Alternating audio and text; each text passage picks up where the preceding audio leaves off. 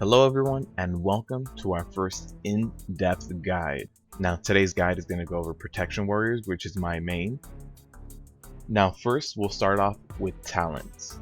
Now most of these talents are agreed upon to be the best for Protection Warriors, but there are a few differences, and especially one big difference that I choose that not a lot of other people choose. So the first talent is Shockwave.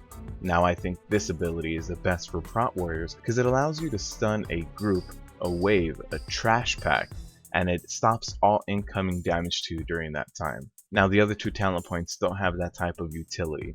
The second talent point has more to do with what my warrior is focused on.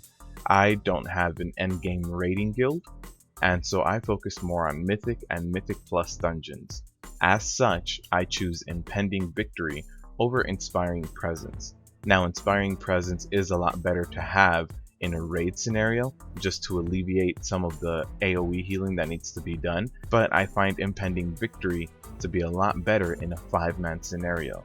It allows me to get a very sizable heal off whenever I need to on my warrior during a boss fight. The next talent point is Renewed Fury.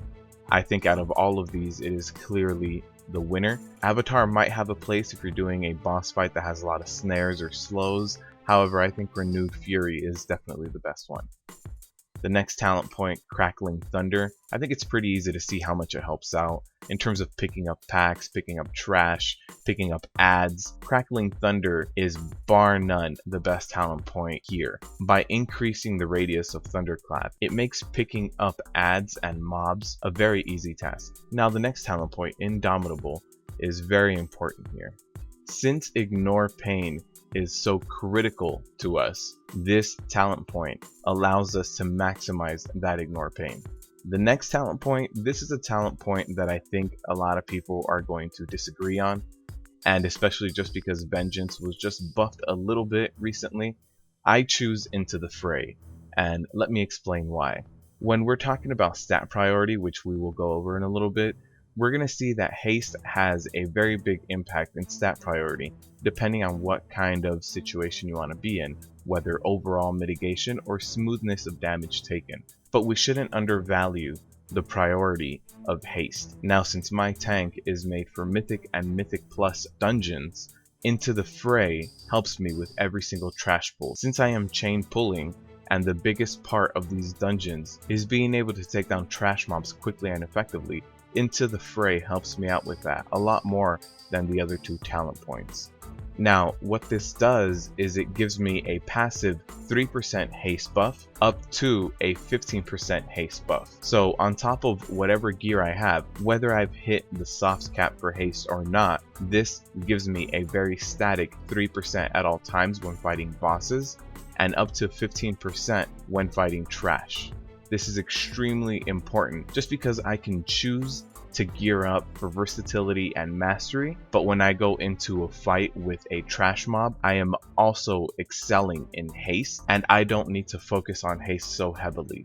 Now the last talent point may also be debated a little bit. I used to use Heavy Repercussions. However, I've noticed that Ravager as a defensive cooldown has a much bigger place. Now when you pull an AoE pack, you see the impact of Ravager a lot more than you see the impact of Heavy Repercussions.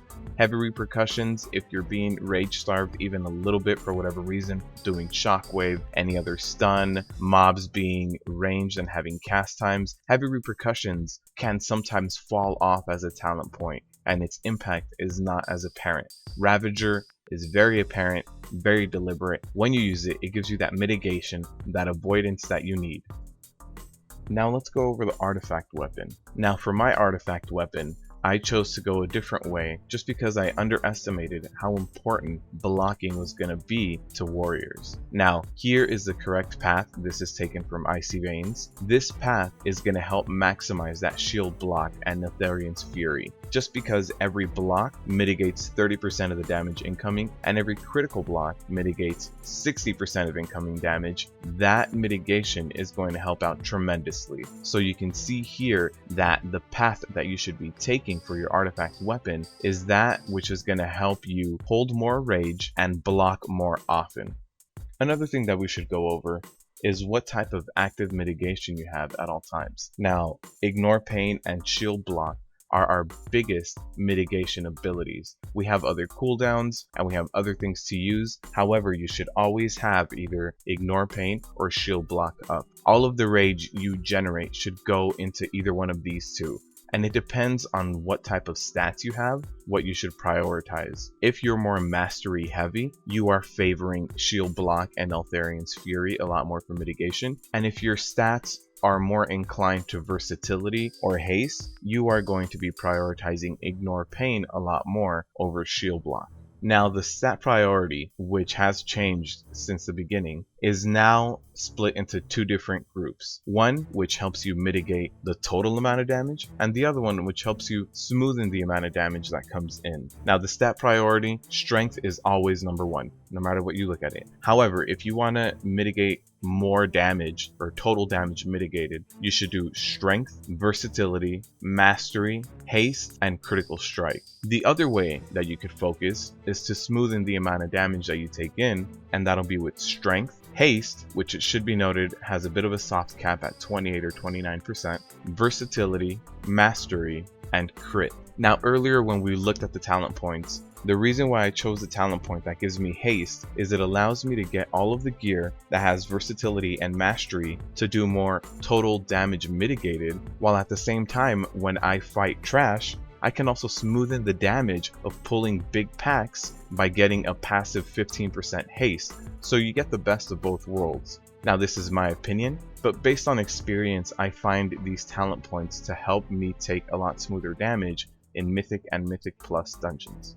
One thing we should also go over is how Ignore Pain functions, since it's such a critical ability to us. Now it is based on attack power, which can be upped by mastery and by strength. Since the Ignore Pain formula is directly affected by these stats, we can see that if you do not do any shield blocks, which I think you should be doing, prioritizing mastery and strength will have a much bigger impact in the way that you tank. With that being said, however, a critical block blocks 60% of incoming damage at no cap. Ignore Pain blocks a much higher percentage, however it does have a cap. It's more or less kind of like a bubble. The shield block does not, which I think is important to know because blocking cannot be underestimated. Versatility will have a bigger impact in the way that you take damage, are healed, and the damage you deal out, and mastery will have a bigger impact in how you intake damage and how your Ignore Pain works. One of the last things I think we should also cover is relics attached to your artifact weapon. Now there are a lot of relics out there that do a lot of different things. However, there are a few I think that you should focus on and look out for a lot more than anything else. There are relics that increase armor,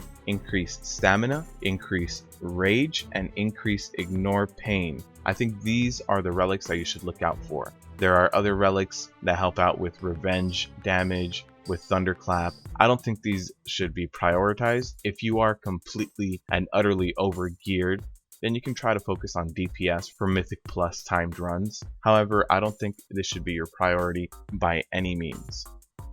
I think that sums up the large majority of the knowledge that's out there for Protection Warriors.